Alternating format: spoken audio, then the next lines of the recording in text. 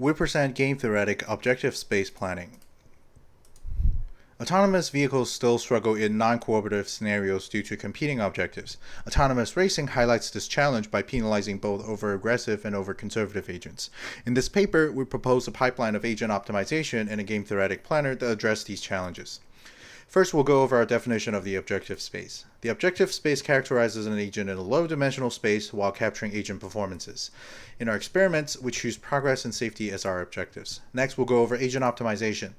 We use a sampling-based lattice planner where each proposed trajectory are assigned costs on different properties. We parameterize the agent as the cost weight vector.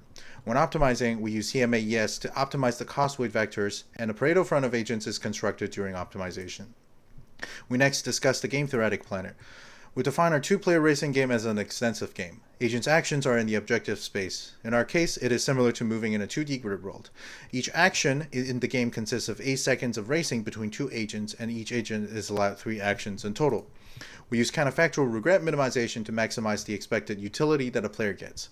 We define the zero-sum utility as the value of the lead on track. Since the game states are infinitely large, we train a predictive model to predict the CFR value. Action with the highest CFR value is chosen. Lastly, we discuss our experimental results.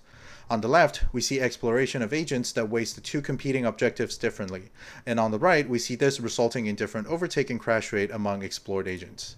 After optimization, we construct a near-optimal set based on proximity to the Pareto front. We perform determinantal point processes to sample diverse agents in the near-optimal set for training. Using the outcomes of playing two DPP sets against each other, we train an MLP to predict the CFR value.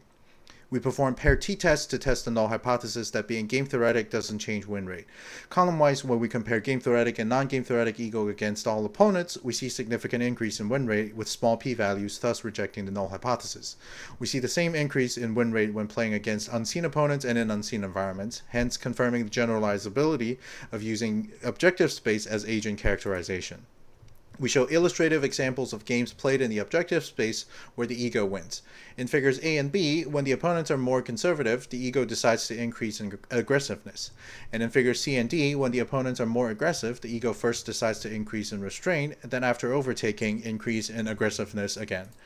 In a qualitative example, we see after the initial rollout, the online planner determines the ego and the opponent's starting position in the objective space. At the decision point, the game-theoretic ego planner decides to increase in aggressiveness and change the cost weights of the planner accordingly.